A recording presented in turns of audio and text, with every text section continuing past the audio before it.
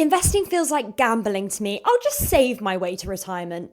I get it. Investment feels scary and you feel completely out of your depth. But I want to ask you why.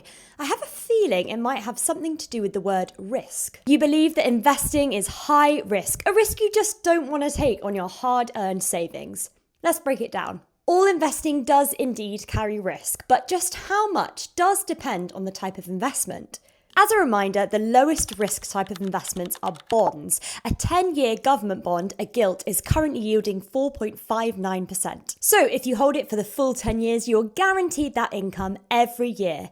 And the Bank of England has just cut interest rates again, so you'd actually be outperforming your savings rate in your bank account. It's a very low-risk investment as the UK government has never in its history failed to repay both the income and the full amount at the end of the term, so at the end of 10 years in this example. Let's mark it green for investment risk level. If you want to take on slightly more risk but don't want to choose the stocks yourself, funds are a great option. Remember, you can buy ETFs, exchange-traded funds, which match a certain market, such as the global stock market, and have low ongoing fees. We'll give ETFs an amber-green rating, as you can see here, since 2003, this global ETF has returned on average 10% a year. Or if you want to let the professionals do the work for you, you could buy an investment fund. Fund managers are often trying to beat the market, which introduces a little more risk, so let's rate it amber. In fact, it's only when investing in individual stocks or stock picking, especially in smaller companies,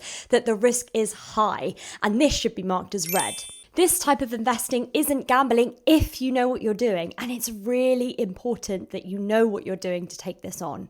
Here's what an £100 monthly investment in a 4% interest savings account looks like after 30 years. Here's what it looks like in a 4.59% government bond, and here's what it could look like if it returned on average 10% a year in a global ETF. Understanding risk is key, and it turns out that some investments might not be as risky as you think.